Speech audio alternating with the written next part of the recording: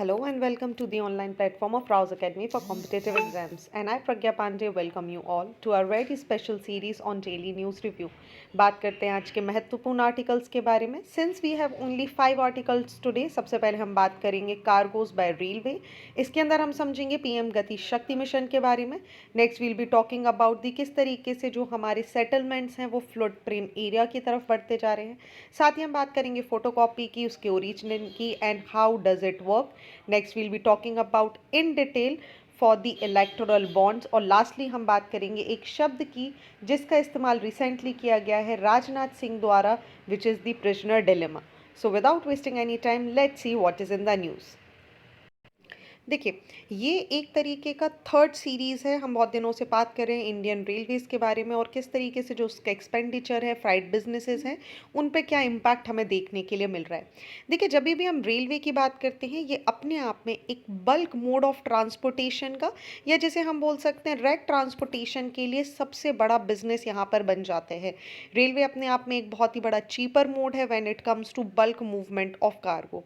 ऐसे में गवर्नमेंट को ये कुछ चेंजेस समझ में आ रहे हैं कि हमें बहुत सारी इनिशिएटिव्स को लेकर आना होगा, हमें इंफ्रास्ट्रक्चर इन्वेस्टमेंट करने होंगे ताकि इस ट्रांसपोर्टेशन को, इस मूवमेंट को और भी इजी किया जा सके. और ऐसे में गवर्नमेंट काम करने वाली है पीएम गति शक्ति पॉलिसी और national master plan and national logistic policy को ध्यान में रखते हुए. पीएम गति शक्ति की अगर हम बात करें तो जहाँ इसका मुख्य उद्देश्य है कि एक सिनर्जी क्रिएट करना है, एक multi modal transport networking system को लाना है. वहीं अगर हम बात करें नेशनल मास्टर प्लान के बारे में, तो इसके अंदर टेक्नोलॉजी को अडॉप्ट करना, आईटी टूल्स को यहाँ पर लेकर आना ताकि कोऑर्डिनेशन और प्लानिंग बहुत आसानी हो सके. और वहीं अगर हम बात करें नेशनल लॉजिस्टिक पॉलिसी, जिसका मुख्य फोकस है कि बिल्डिंग और नेशनल लॉजिस्टिक पोर्टल को क्रिएट करना ताकि एक प्लेटफॉर्म यहाँ पर क्रिएट हो सके अमंग दी मल्टीपल मिनिस्ट्री. जब हम बात करते हैं इन सभी के बारे में, तो ये कहीं ना कहीं एक हॉलिस्टिक इंफ्रास्ट्रक्चर डेवलपमेंट और पूरी के पूरे कार्गो मूवमेंट और शिप मूवमेंट को इजी बना देती हैं. Now when it comes to fast movement, तो हमें एक चीज़ समझनी होगी कि बल्क कार्गो यहाँ पर बहुत इम्पॉर्टेंट रोल प्ले करता है, क्योंकि यहाँ पर जितने भी प्राइवेट मेंबर्स होते हैं उनका पार्टिसिपेशन आपको देखने मिलता है, गवर्नमेंट पार्टिसिपेशन देखने मिलता है. ऐसे में इस सारे के सारे सिस्टम को एक रोबस्ट मैकेनिज्म प्रोवाइड करना अपने आप में बहुत ही ज़्यादा महत्वपूर्ण विषय है. So are we going to understand a lot about this article? No. हम सबसे पहले यहाँ पर समझेंगे पीएम गति शक्ति योजना के बारे में. देखिए, पीएम गति शक्ति नेशनल मास्टर प्लान, इसे लॉन्च किया गया था अक्टूबर 13, 2021 को. और यहीं पर cabinet committee on economic affairs, इन्होंने अपना अप्रूवल दिया अक्टूबर 21, 2021 को, जिसके साथ ये यहाँ पर लागू हो गया. अगर हम इसकी बात करें तो इसका मुख्य उद्देश्य था एक इकोनॉमिक ग्रोथ और सस्टेनेबल डेवलपमेंट को इंडिया में फॉस्टर करना विद दी 7 की एजेंट्स, जिसके अंदर बात की जा रही थी रेलवे नेटवर्क्स को स्ट्रॉन्ग बनाना, road networks, port, waterways, airports, mass transportation, logistic infrastructure, इन सभी को एक रोबस्ट मैकेनिज्म प्रोवाइड करना. ये जो इंजन्स हैं ये सारे एक साथ यहाँ पर काम करते हैं and they play very crucial role when it comes to IT communication, bulk water and sewerage and social infrastructure development. ये जो अप्रोच है यहाँ पर बहुत अच्छे से ध्यान में रखा गया है कि इंडिया अपने नेट कार्बन एमिशन को कम करे. क्लीन एनर्जी और कोलैबोरेटिव एफर्ट्स के बारे में यहाँ पर बात की जा रही है, not alone by the central government but साथ ही स्टेट गवर्नमेंट, प्राइवेट सेक्टर्स और जितने भी आसपास के सेक्टर्स हैं, इन सभी को यहाँ पर कोलैबोरेट किया जाएगा ताकि एक सस्टेनेबल इंफ्रास्ट्रक्चर क्रिएट हो सके. Not alone the sustainable infrastructure but बहुत सारा जॉब क्रिएशन हमें देखने के लिए मिल सके अमंग द यूथ. चलिए, इसी के अलावा एक और शब्द के बारे में हम चर्चा करेंगे which is the block rake movement. Block rake movement को आप समझ लीजिए, ये जो रेक मूवमेंट है, ये जो शब्द यहाँ पर आता है, इसको हमें समझना ज़रूरी है. ये एक तरीके की मेथड होती है जिसके अंदर जो भी फ्राइट्स होती हैं उनको ट्रांसपोर्ट किया जाता है इन दी बल्क या फिर कंटेनर्स के फॉर्म में. देखिए, इस सिस्टम में होता क्या है, जो ग्रुप होता है रेल कार्स का या जो वैगन होते हैं, इनको सभी को यहाँ पर एक सिंगल ट्रेन यूनिट में लगा दिया जाता है, जिनको यूजुअली रेक के नाम से जाना जाता है. ये सभी रेल कार्स जो होते हैं ये सिमिलर टाइप के कार्गो या कमोडिटी से लदे होते हैं और यूजुअली ऐसी चीज़ों से जिन सभी का जो डेस्टिनेशन है, वो जो लोकेशन है, वो एक ही होती है। इसको ही रेक मूवमेंट के नाम से जाना जाता है। सो एक चीज़ आपको क्लियर हो गई, रेक मूवमेंट क्या होता है। दूसरी चीज़ आपने समझ ली पीएम गति शक्ति नेशनल मास्टर प्लान के बारे में। थर्ड हम यहाँ पर समझ लेते हैं digital master planning tool by BRSGN, जिसे हम यहाँ पर पीएम गति शक्ति मास्टर प्लान के अंदर ही समझेंगे। BRSGN की बात करें तो it is the Bhaskaracharya national institute for space application and geo information.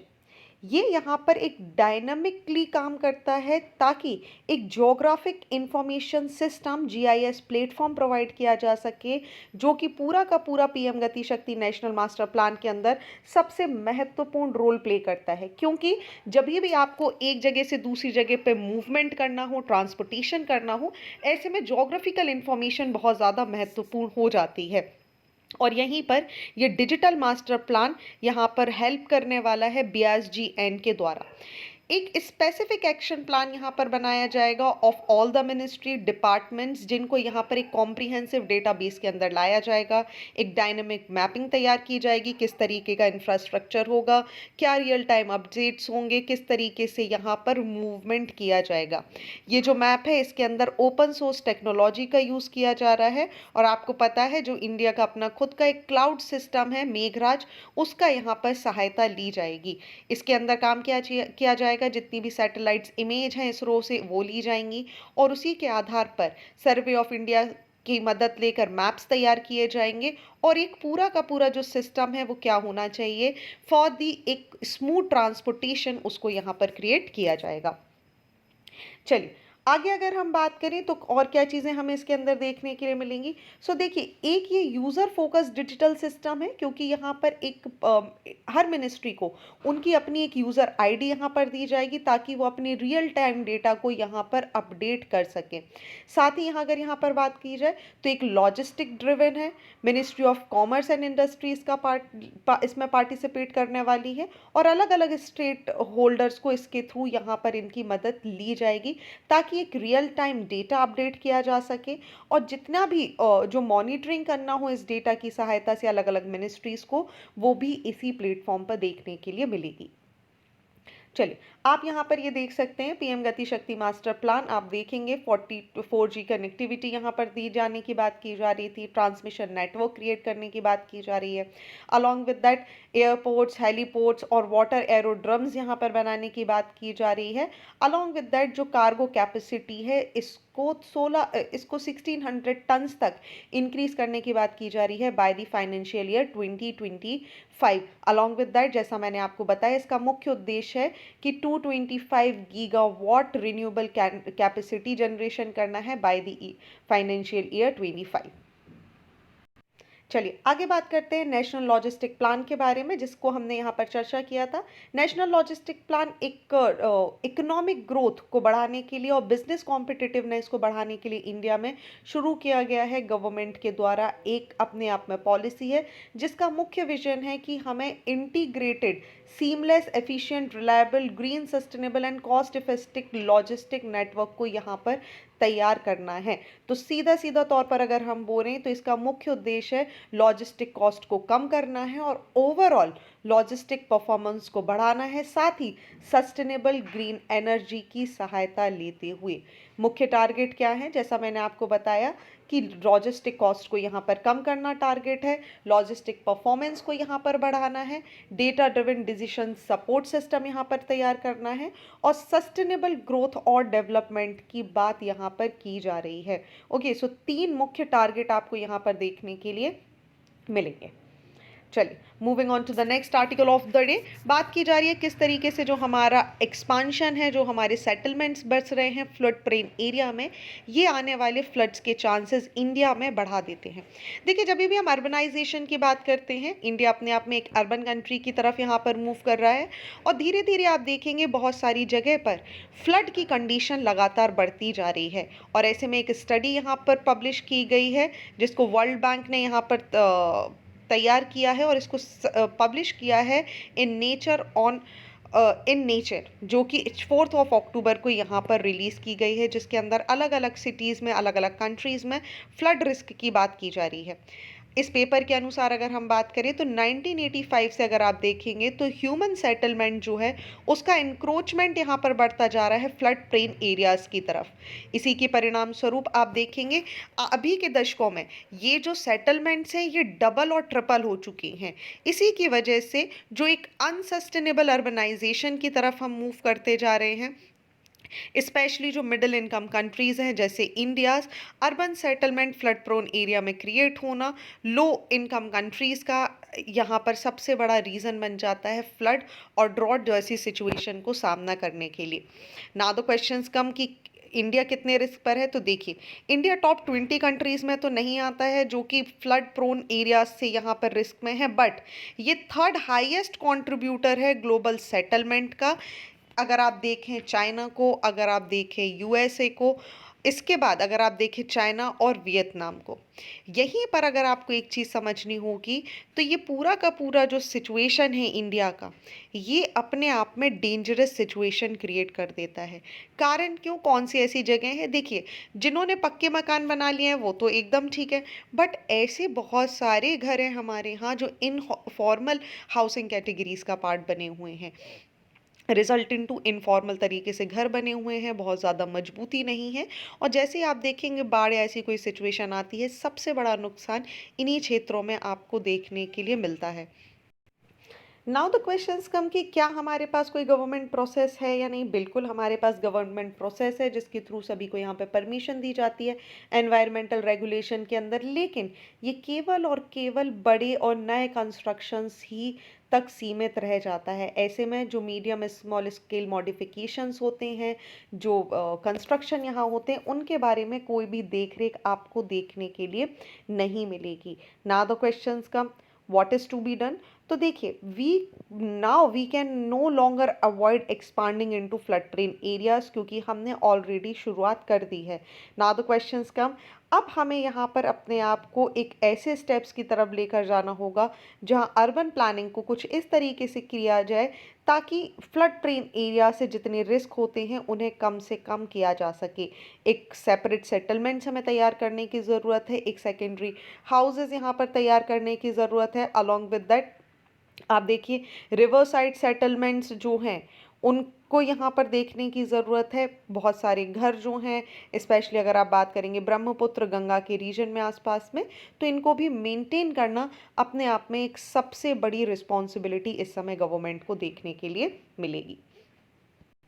चलिए बात करते हैं अगले आर्टिकल के बारे में, और बड़ा अच्छा सा आर्टिकल है, एक फ़ोटोकॉपी के बारे में है, साइंस एंड टेक्नोलॉजी से संबंधित है। बहुत अच्छी टर्म्स आपको यहाँ सीखने मिलेगी।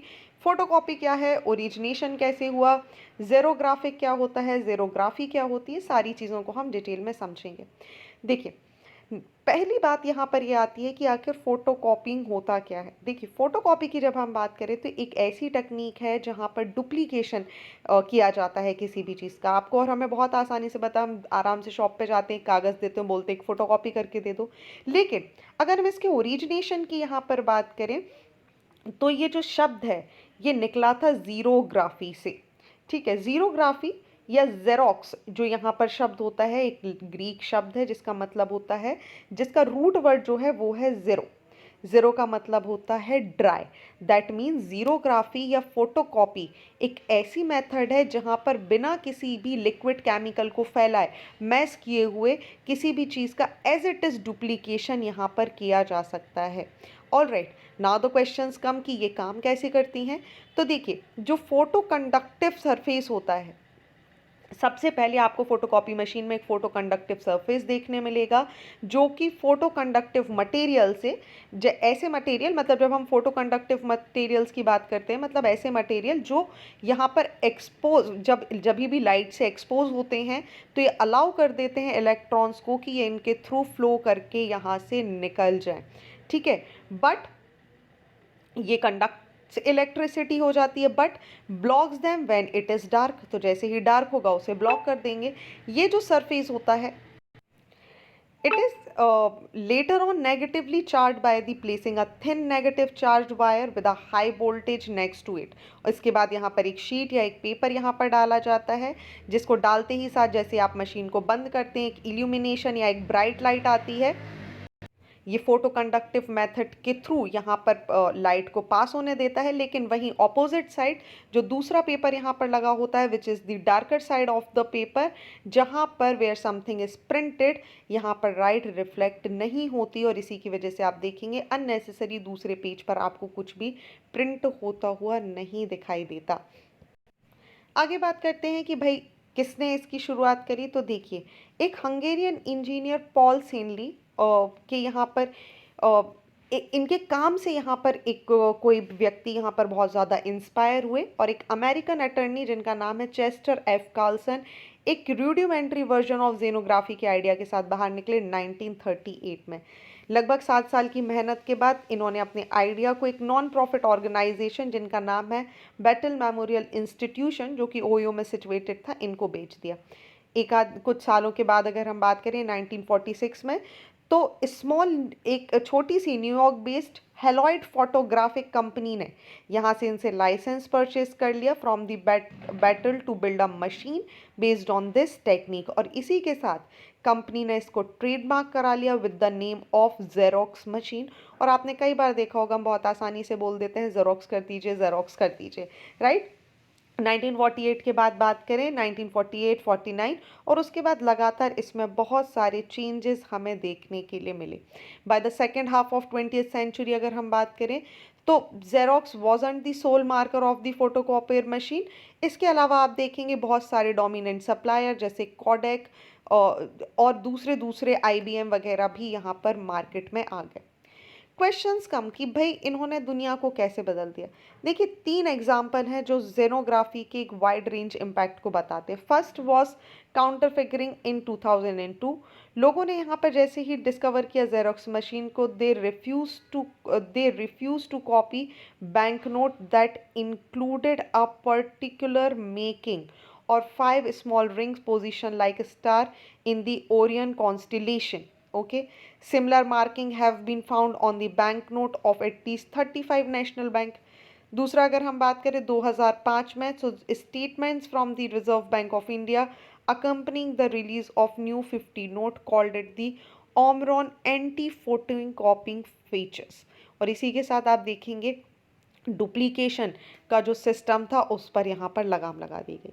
दूसरे इंसिडेंट की बात करें, so we have copyright and surveillance in 2012। Academic publisher, Oxford University Press, अलग अलग ने बहुत सारे सूट्स यहाँ पर फाइल किए कि भाई हमारी बुक्स को यहाँ पर बहुत आसानी से क्या किया जाता है, उनको कॉपी करके यहाँ पर बेच दिया जाता है, और इस तरीके का मामला निकल कर आया था यूनिवर्सिटी ऑफ दिल्ली में। इस सूट में क्लेम किया गया था that the teacher at the university had picked pages from the book by publisher to be copied and bound together at the shop and sold university student at ₹0.50 पर पैसा page. और ये जो matter है ये काफ़ी ज़्यादा फेमस हुआ था। जो भी इसमें राइट्स की बात की गई थी कि भाई किस तरीके से जो राइट होते हैं, एजुकेशनल पर्पसेस होते हैं, उनको यहाँ पर चर्चा में लेकर आया गया था। So there are some other incident also जिन्होंने पूरी तरीके से आप देखेंगे आर्ट, आर्किटेक्चर, एजुकेशन के सेक्टर में फोटोकॉपी ने चीज़ें चेंज की हैं। चलिए बात करते हैं अगले आर्टिकल के बारे में, issue in electoral bonds. Indian express का ये आर्टिकल है, हम समझ लेते हैं इसको अच्छे से। इलेक्टोरल बॉन्ड्स जो कि एक इंस्ट्रूमेंट है जिनको इंट्रोड्यूस किया गया था इंडिया में ताकि अनोनिमस डोनेशन यहाँ पर दिया जा सके टू पॉलिटिकल पार्टीज और इसके ऊपर एक चेक एंड बैलेंस रखा जा सके। 2 जनवरी 2018 को इसके लिए बहुत सारे चैलेंजेस, लीगल चैलेंजेस फेस करने पड़े। So we have to understand what are electoral bonds. Electoral bonds की बात करें तो एक फ्री बेयरर इंस्ट्रूमेंट हैं जो कि पेबल होते हैं to the bearer on demand, similar to the promissory notes, जैसा आपको पता है। इंडियन सिटीजन्स या फिर कोई भी बॉडी जो इनकॉर्पोरेट है इंडिया में वो इन बॉन्ड्स को परचेज कर सकती है और एक एनोमिनस डोनेशन यहाँ पर पॉलिटिकल पार्टीज़ को दे सकती है। यूजुअली अगर हम इन बॉन्ड्स की बात करें तो ये 1000 के डिनोमिनेशन में होते हैं और 1 करोड़ रुपए तक का यहाँ पर आप देखेंगे डोनेशन दिया जा सकता है। और इनको अगर आपको लेना है तो आप किसी भी रजिस्टर्ड, अगर आपके पास KIC नॉर्म्स हैं, जो भी ऐसे ब्रांच हैं SBI की जो इसको फॉलो कर रही हैं, आप स्टेट बैंक की किसी भी ब्रांच में जाकर इसको परचेज कर सकते हैं। अब आपने एक बॉन्ड लिख दिया, उसमें आपका नाम वहाँ पर नहीं रहता है। जब आप इसको किसी पॉलिटिकल पार्टी के लिए लेते हैं सो वो इसको 15 दिन के भीतर कैश करवा सकती हैं। ओके, ये बॉन्ड्स जो होते हैं ये अवेलेबल होते हैं for purchasing during 10 days window in the month of January, April, July and October only. They can only be use to donate to political parties जिनको सेक्शन 29A के अंदर representation of people of India act 1951 के अंदर यहाँ पर register किया गया और जिन्होंने 1% वोट पिछले इलेक्शंस में कम से कम यहाँ पर इनके पास इन्होंने सिक्योर किए हों। नाउ द क्वेश्चंस कम कि हमने इलेक्टोरल बॉन्ड्स को इंट्रोड्यूस ही क्यों किया। देखिए, फाइनेंस एक्ट 2016 एंड 17 ने यहाँ पर कुछ अमेंडमेंट्स लाए, बहुत सारे लेजिस्लेशन लाए जिनके अंदर इलेक्टोरल बॉन्ड स्कीम को लेकर आया गया।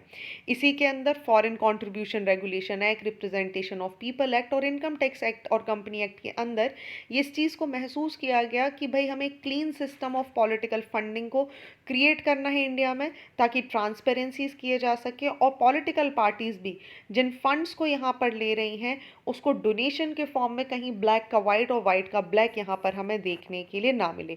सो पॉलिटिकल फंडिंग को ट्रांसपेरेंट बनाना, ट्रेसेबल बनाना डोनेशन को, और किसने यहाँ पर ये किस तरीके से इनका इस्तेमाल किया जा रहा है इसकी पूरी जानकारी रखने के लिए ही इलेक्टोरल बॉन्ड्स को यहाँ पर जारी किया गया था।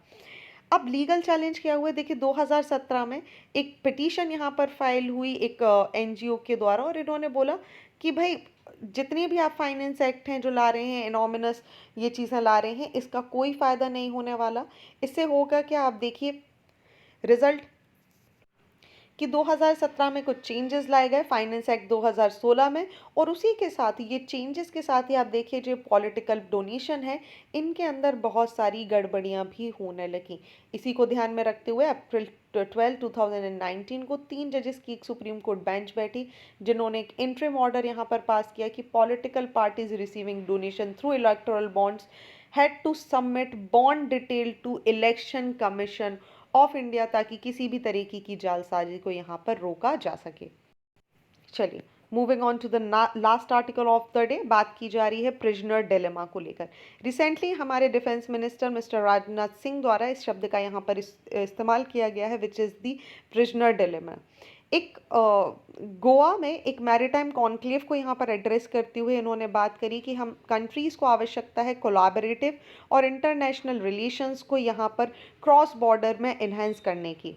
इन इंटरनेशनल रिलेशन अगर हम बात करें तो जो प्रेजेंट डिलेमा का कॉन्सेप्ट है ये explain and analyse the situation where countries face strategic decision making challenges. For example, in the arm race between countries, mutual fear and mistrust can lead to both parties holding more arms, resulting into arm races and ultimately result into death of the normal citizens. चलिए समझ लेते हैं prisoner dilemmas को। तो ये basically game theory का एक बहुत ही वेल नोन कॉन्सेप्ट है, साइंस की एक ब्रांच है जो कि लोग किस तरीके से बिहेव करते हैं अंडर डिफरेंट सर्कमस्टांसेस, उनकी एक्टिविटीज़ क्या होती हैं या किसी भी सिचुएशन का एक बेस्ट आउटकम क्या हो सकता है, इसको ही प्रिजनर डिलेमा के नाम से जाना जाता है। यूजुअली ये अराइज होता है जब दो individual for example A and B are brought in for questioning about a crime. ठीक है, these people have circumstantial evidences and the best they can achieve is to imprison both A and B for 1 year each unless they get more credible evidences. बात करें A and B both choices की, तो if one prisoner accuse the other, the accuser goes free and the accuser get 15 years jail term. So यहाँ पर देखिए if neither confesses they both get on to the years jail term and if both confesses they both receive 10 years in prison.